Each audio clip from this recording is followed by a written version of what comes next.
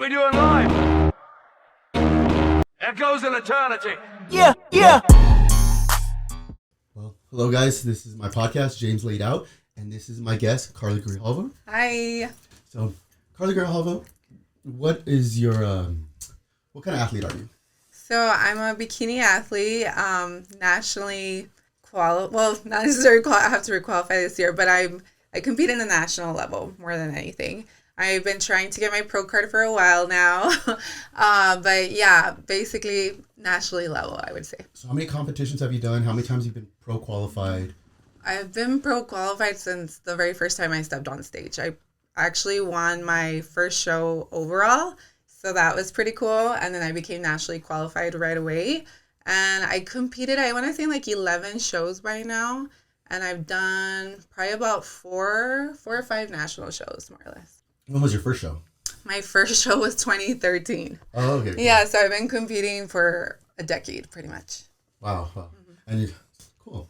Yeah. So, I guess with you, like one of the things that I think what stands out is your nutrition is like amazing. Like you tell me what you're eating, I was like, man. And then sometimes I'll see your food, and it was like it was good. Yeah. So how did you start the meal prep business because of competing, or why was the inspiration to that? I would say it definitely had a lot to do with competing.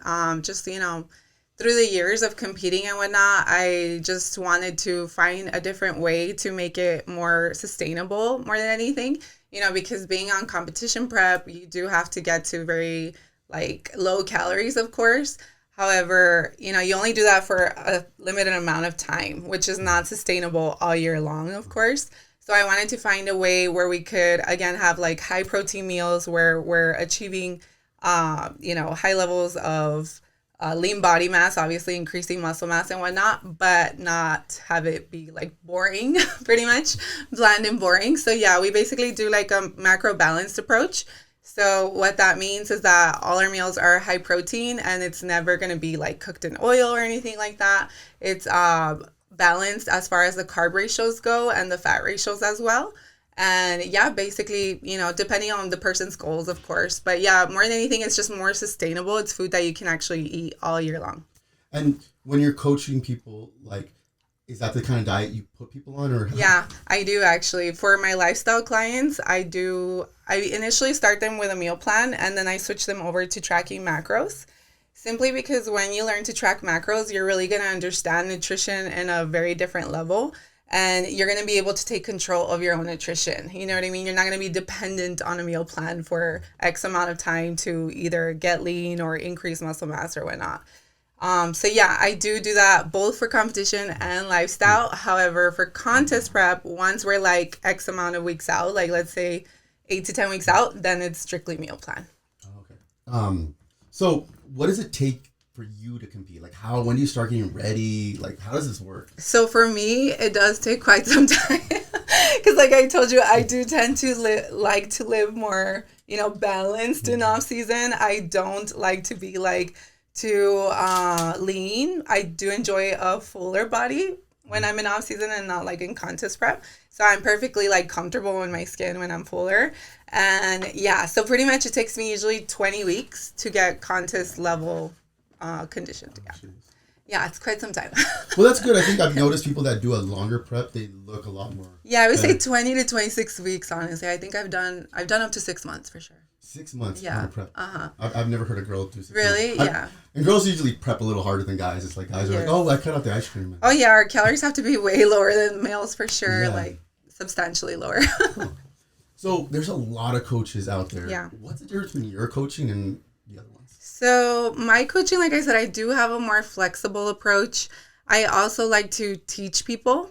Actually, one thing that I'm pretty proud of is a lot of my clients are, either coaches now or also have been able to take over their own nutrition, which is awesome, because again, you don't want to have to depend on a coach forever unless you're competing, of course. But yeah, for lifestyle clients, eventually I want them to be able to take control of their own nutrition and their own, training and whatnot. So yeah, I think that's a big one that I teach people along the way. And then also, I would say, my training style is very different as well. I do like to focus more, for females, obviously, on glutes and, hamstrings, lower body more than anything. And then I like more conditioned plyometric style workouts as well. Have you noticed a difference with people doing plyometrics and the recovery? So yeah, I will say that like if you do it too often, it's harder to recover. You know what I mean? So I wouldn't recommend no more than once a week for sure. Okay. So what kind of recommendations would you have for a new competitor? A new competitor, definitely like be careful who you hire. Definitely like make sure you take your time to really ask questions of the coach, like ask them like first of all like their credentials, second of all like what is more or less, they're not going to tell you like specifics, of course, but you could ask, what's your style of coaching? How do you go about things? What would you recommend as far as how long it's going to take me to get conditioned or stage lean? And also like very, very important is like post-show. What is the post-show plan? And I know most competitors are like, no, we don't care about post-show, but it's just so important, and especially for a first-time competitor, if you don't do it right the first time, it could really be detrimental for like the rest of your bodybuilding career pretty much, especially for females. So you have to be very, very careful. You know what I mean? And like I said, make sure that you have a post-show plan, not just with like, let's say, for example, it's a natural competitor, just nutrition alone, you have to reverse out of the low calories. Like I said, if you don't take the time, like, yeah, some people will be fine, but some people might not be. Some people are extremists and then they stay really low calorie for even longer. And like I said, it could be detrimental. So, yeah. What are some red flags that you see in like these coaches that you've heard, or horror stories, like probably better? So horror stories, I have heard like some pretty, sad things more than anything. It's like coaches offering lifestyle clients PEDs. I don't really see the point in that, to be honest. Like, I always tell my lifestyle clients, it's going to take a little bit of time and obviously effort and hard work, but it's doable naturally. It's not necessary for a lifestyle client. Obviously, I've had clients where they'll be like, well, I've had, this coach gave me this and something started growing. And I'm like, what? That's probably one of the worst ones. And again, it's a lifestyle person. Like, it's not even a competitor. So that's like pretty like bad, What do you mean something started growing? Well, areas that shouldn't be growing for a female, pretty much. Oh, okay, so like a female genitalia. Yeah. So that's like and I think like there's that thing I've heard from other people that are prepping, like the coach saying like it'll go away. Yeah. And does it go away? I mean, no. Like, I think there's certain things that can, naturally just go away, but some things won't. I've seen some females where they have to go and have literally, surgeries and whatnot to get certain repercussions removed, like facial structure and whatnot. They'll have to literally go get it, removed through a doctor. Oh, so that sucks. That's thousands of dollars, obviously. And then you don't really look the same. I think you might look better, you might not. Yeah. And I think some of the things are like the deepening in the voice, the genitalia enlargement. It doesn't like, so I've seen. And then it's just, you have to have a good doctor. Yeah. And you've seen botched, so it's like, that's like true. It could be like you might have the money, but you may not get back to that feminine look. Yeah, there's definitely like a lot of, repercussions that come with running PEDs, obviously. And it's very important for both the client and the coach to, have a discussion about it. But also I would advise, as a first time competitors, you shouldn't be doing any PEDs. But let's say you are a person who, hey, I do want to continue to compete and I want to take that step. Do your research, you know what I mean? Because even when the coach tells you, hey, well, this is what can happen and whatnot, you should still do your own research, and just be very aware of the repercussions that can happen. And more than anything, like make sure, the dosage and everything and how long you run it. You don't ever want to abuse a substance, right? So that's the biggest thing. And you've won some overalls naturally, correct? Yeah, I have actually 2. Yeah. And that's an overall. You beat everyone in the whole place, so, which is kind of cool. I think people, like a lot of these coaches rely on it because they don't have that education to get people lean. And it sets these people up for failure. And they're kind of like just trying to mask their education level with PEDs. Oh, yeah, for sure. It's one thing to be a coach and be like, okay, just take all of these drugs. Let me get you super low calorie. And of course, they're going to be conditioned. But, again, it's not necessary, especially for a first-time competitor. So, like, your metabolism is in its prime pretty much. And it's highly likely not necessary. Like, you can get stage lean without any use of PEDs. What are, like, some PEDs that women should really just avoid?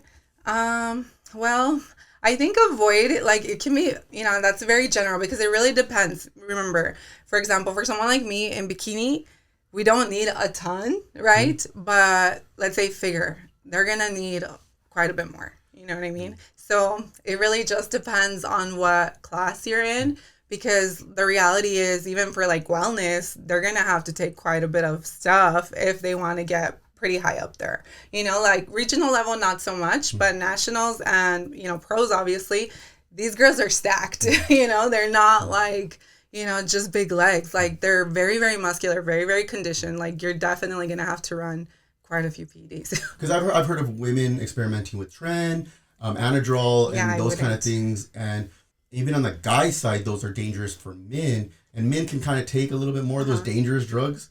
I mean, they'll still have the side effects, but when women do it, like, I know women have done tren, and it's like, they don't look.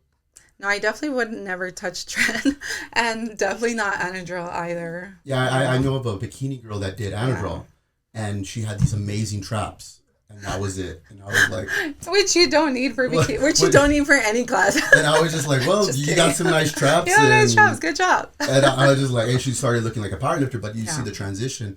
And basically the only transition from being natural to unnatural was she got some nice traps. Yeah. And I was just like, and these coaches are just like pushing these PEDs, and it's like, and I think that people aren't asking the questions. They're like, they blindly listen to their coach. And I think it's okay for a competitor or a client to say, why am I doing this? Where did you find this research? Sure. You know what? We cannot just listen blindly to these coaches, and because at the end of the day, like, some of these coaches just want to win. Yeah. And sometimes it's the coach that's like, hey, you know what? Just step back. You can't do it. You're 2-year prep, 3-year prep. Yeah. No, honestly, like, you're 100% right. It's the issues that, the coaches, well, they want to win, for one. And two, the clients are not asking enough questions. Like, you shouldn't be like, oh, here, take these pills. Okay. You know what I mean? Like, no, you should definitely be like, okay, what is it? What are the repercussions? How long am I going to run it? How high are we going to go in dosage? All of those things matter. And like I said, always do your own research, for sure.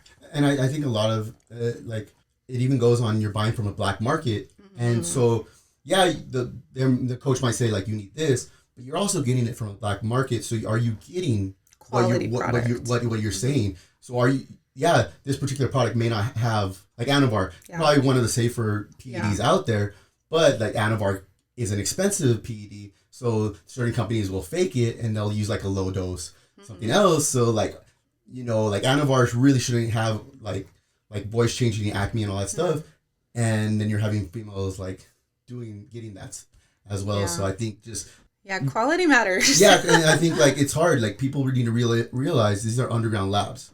And it's all about money. Yeah. And if they can make something cheaper, they will. And, it's sad, but it's not regulated, and trust your sources. So get things tested and all that stuff. And some things honestly don't, go away, know. So that's like the worst case scenario, especially for a female, like in your facial structure. Like, I think, the normal things like dry skin, stuff like that. Yeah, you're going to have to deal with some stuff. But for your structure to completely change, like, that's really, really bad. And again, a lot of the time it doesn't go back. So yeah, you have to be very careful with what you take, and also just really ask yourself, like, is this something I honestly want to do for the next 10 years of my life? Because I'll also have clients that'll be like, I want to compete, what should I take? And I'm like, no, let's do a first show, let's do a second show, and if you still decide, hey, I do want to make this a thing for the next 10 years, then we start talking about, like, what are our options. What's the difference between a peds and a wellness girl that you've heard and a bikini girl? Bikini and wellness, the difference? So bikini and wellness, like I said, wellness is definitely stacked in the lower body. I'm a very muscular bikini girl, but a wellness girl next to me, their legs are 2 to 3 times the size. A top level wellness girl. If you go to nationals, for example, again, people have the misconception that it's like a softer bikini look, but it's not. It's a lot more muscular. The quads are a lot bigger for sure, and you're just as conditioned as bikini. So that's the biggest thing I would say, the quads and overall thickness of the leg, like, it's a lot more, muscularity. And then you brought up that normally these wellness women, they're taking a lot more PEDs. Oh yeah, you know, there's just no way around it. It's just the reality, you know. So if someone wanted to be more natural and more feminine, because I've noticed a lot of girls, they like the wellness look. Yeah, and I think they're like prepping for wellness, but they don't understand that once you compete, you're gonna have to take a bunch of PEDs. Yeah, and and then these coaches are like, yeah, you can do wellness. It's like they might be curvy and their legs might be good when they're chubby, but once they cut down, they're not gonna have that same shape. And I mean, I think it's just that trend where like, oh, everyone's like doing wellness. Yeah, those women are beautiful. There's bikini women that are beautiful, but like it takes time to get to that category. Yeah, it'll easily take, 5-6 years or so, even with light dosages of PEDs. Now, obviously you see there's always going to be people that are genetic freaks, that can definitely speed things up, and maybe they're not taking as much just yet. But again, depending on what level you're at, eventually you're probably going to have to take a lot more if you decide to go wellness, which is one of the reasons why I decided to stay in bikini. Because, I tried my best to stay natural for majority of my time competing. And there's only like so much that I'm okay with. You know what I mean? I made that decision morally, internally a long time ago. And I'm like, I'm not okay with, going this much out there. And not just that, but I personally like the muscle on other females, but I wouldn't like it on myself. But yeah, that was one of the biggest reasons why I decided to stay in bikini and not go up to wellness, because of the fact that there's just no way around it. If you go and compete nationally for your pro card and whatnot, like you're going to have to take a lot more. What have you noticed the difference when you started taking PEDs? You're definitely a lot drier, I would say. It's a more like different skin texture look. The muscle's definitely a lot fuller. Like I could definitely, compare two pictures from when I competed in nationals and I was still natural versus now, and the muscle fullness was definitely it just doesn't pop as much, you know what I mean? So yeah, it's definitely, I wouldn't say easier, because there's been preps where, I've taken stuff and I'm still doing 2.5 hours of cardio. So it's not necessarily easier. It's gonna look better at the end of the day, Now, are you doing 2 hours of cardio in the off season? What kind of cardio routine? No, I don't do 2 hours of cardio in the off season. I definitely do only like 20 minutes. I'll do like steady state. And like I said, I do enjoy conditioning workouts, so I'll keep those in there as well. So like basically like a red flag would be like if your coach is having you do cardio on the off season. What do you think of cardio in the off season? Again, that depends, because it depends on the person. You know what I mean? Like for example, let's say it's a person that's holding a lot of body fat and they still have ways to go to be competitive, in bodybuilding. They might need to still do 30-35 minutes of cardio in the off season because they don't have as much muscle built yet. You know what I mean? And then let's say somebody who's a little more muscular, then yeah, you might not need to have to do a lot of cardio in the off season. You should be focused on lifting and lifting heavy, putting on more size and density and whatnot. So I would say 15-20 minutes if you're already like pretty muscular. But let's say like again, because I've had people where they have to lose 60 pounds to step on stage. Oh, okay. You know what I mean? So that scenario, I'd be like, yeah, you're probably still going to have to keep 30 minutes of cardio in the off season. But I'd say like 4 days a week, not all week. You know, and that's one thing you brought up, and I think it's a really good thing, is most people don't think of the off season. They do their show and they go party and they completely forget. And like, what is a good off season? Like, if they don't want to pay for a coach, I'll be honest, I have yet to discover it. I guess, again, it looks different on everybody because it depends on your own expectation of how lean you want to stay, what type of lifestyle you want to live. Like, do you still want to be very rigid or do you want to be more flexible? You know what I mean? For me, I prefer to be more flexible, but I also don't want to gain too much body fat, obviously. So I have certain gauges where I already know where my weight should be, where it's not overdoing it. You know what I mean? So as long as you reverse diet out of a show, that should be doable without having to keep substantial amounts of cardio in the off season. You know what I mean? Like I said, I do like to do it more flexible, but I reverse out of my show so that I can stay at, 20 minutes of cardio in the off season. So basically it's an off season, on season, it doesn't stop. Yeah, for sure. I think it just changes. The goals is like, okay, you're a little bit fluffier. Let's just keep you lean and maintain that weight, and just try to reverse diet and get your metabolism. Oh yeah. And I think like what I noticed like with bikini girls and all these girls that compete, like how lean should they stay on the off season? because of their hormonal stuff. Yeah, I personally, I wouldn't stay too lean at all. But again, it depends on the person. You know what I mean? Because like for me, I already look very lean at like 128, where I'm at 138 in the off season. You know what I mean? That's only 10 pounds. So I don't know. It just depends on the person. But I think that whatever you feel comfortable in, more than anything, whatever you feel comfortable, healthy, and you have your menstrual cycle back. Anything else, like women, like what would you say, like if one of your clients was like, what would be some red flags that they're like pushing themselves too hard, or like I would say overdoing cardio for sure is a big one. You push when necessary, not all year long, because then you're going to run into some hormonal issues. Trying to stay too low calorie, for my lifestyle clients, I don't take them too low carb or too low fat either. Little things like that where they're like trying to be a little too low calorie when it's not necessary, right? There's a time and place. And yeah, it's better to be, slowly increasing your calories if necessary. That's going to make the client feel more comfortable and, just being healthy overall. What do you think of like when it comes to like protein? Like people like, oh, this has 10 grams of protein. Like now there's like that huge thing on vegetarianism. What do you think is that going vegetarian, vegan, is that a positive thing in the bodybuilding world? Well, in the bodybuilding world, I don't think so, but I'm a big animal person, so I know why people do it. You know what I mean? I understand. However, for a bodybuilder, it's yet to be seen in an Olympian, obviously. You know what I mean? I haven't seen anybody to be able to accomplish that. So as a coach, if someone wanted to be vegetarian, you'd say it's probably gonna be harder for them. Yeah, I do I've helped clients that are vegan, vegetarian, and I'll tell them, from the get-go, it's going to be a little bit more difficult to hit your protein goals. So this is what's going to have to be done. But, it is harder for them at the end of the day. Have you noticed any other things like recovery, hair loss? No, as long as they're supplementing properly, with vitamins, they should be okay with that. Okay, because like one of the things is like the bioavailability of food, and I notice a lot of people like they're trying to get healthy, and then it's like that aspect like I'm gonna cut out meat, and it's just like, well, is that the most unhealthiest thing you're eating? And I was like, no, that's like your base, and that's gonna help repair muscle. That's gonna help regulate your blood sugar. And you can go vegetarian, vegan, and you can do it healthy. Yeah.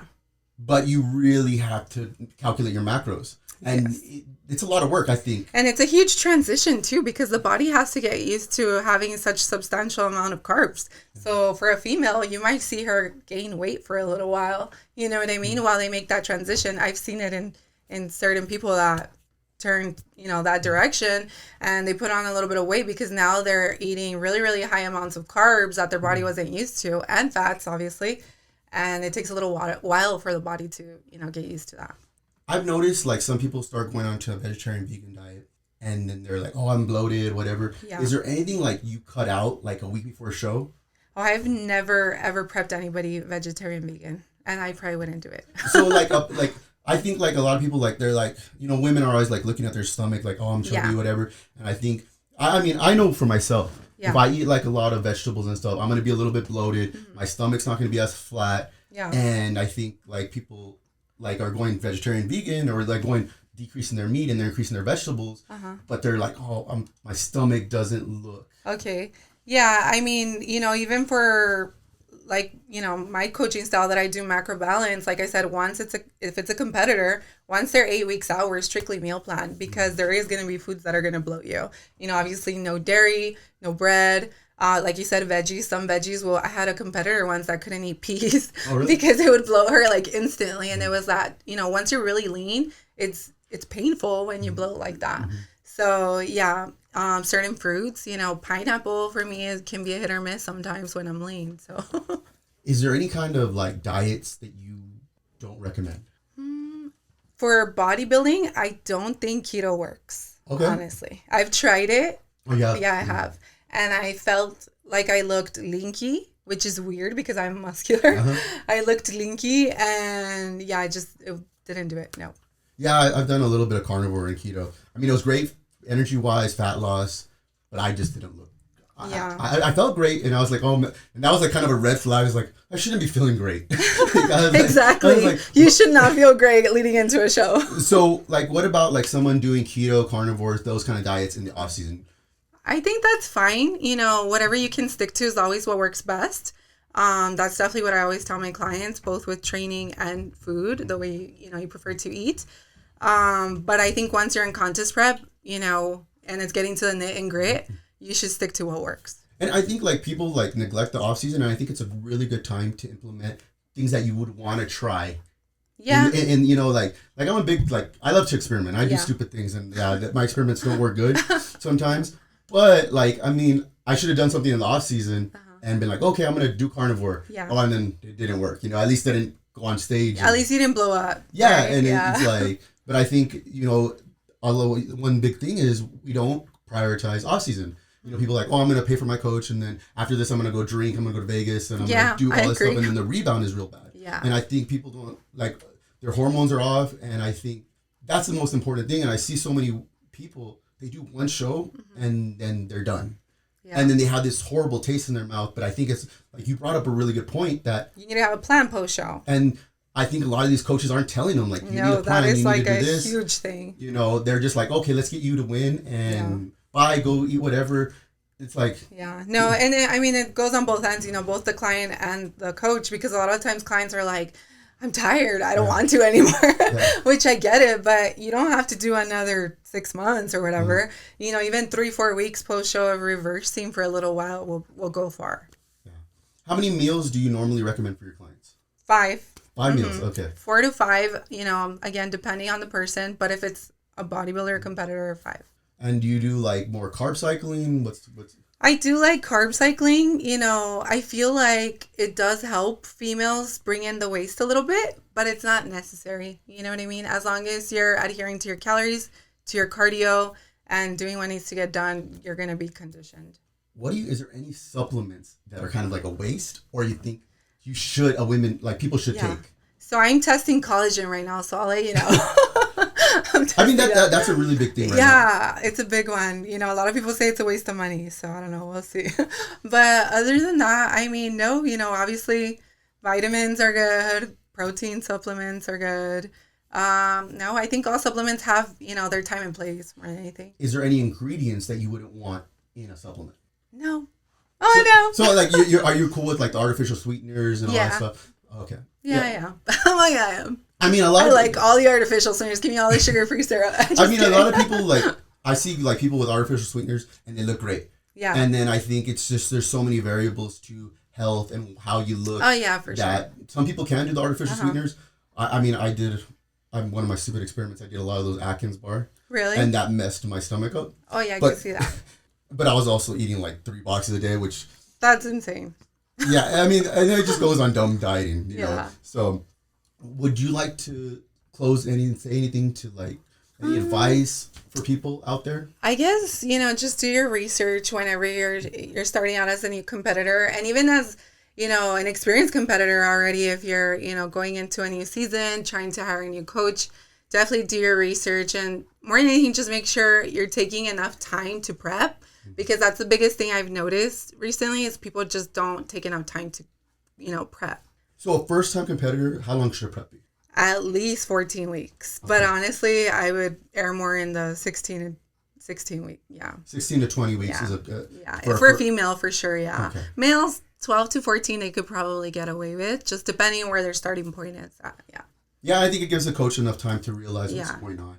But, you know, you brought up a lot of points, and I'm really glad we talked about, like, the off-season. I don't think it's talked about enough. Yeah. And I think that's where people fail, and then people get like, oh, I did bodybuilding, and then they blow up. Yeah, and then they hate it and never do it again. And I think bodybuilding is such a great sport. Yes. That if it's just done incorrectly, you get that bad taste. Yeah. But that's almost like, it sounds messed up, but that was your coach.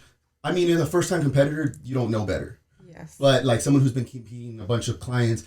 I need to keep an eye on my competitors off season. You know, I think a lot of people, bodybuilding is expensive. Mm-hmm. You know, like coaches, the show itself. But I think you kind of throw away all that money. Yeah. Because you spend all this money on the show, and then you go back the rebound and you gain like 10, 15 pounds more. Yeah. And it's you're in a worse worst place. Yeah. So, but thank you so much for coming on Yeah, my for sure. podcast. This is James, and I have a good day.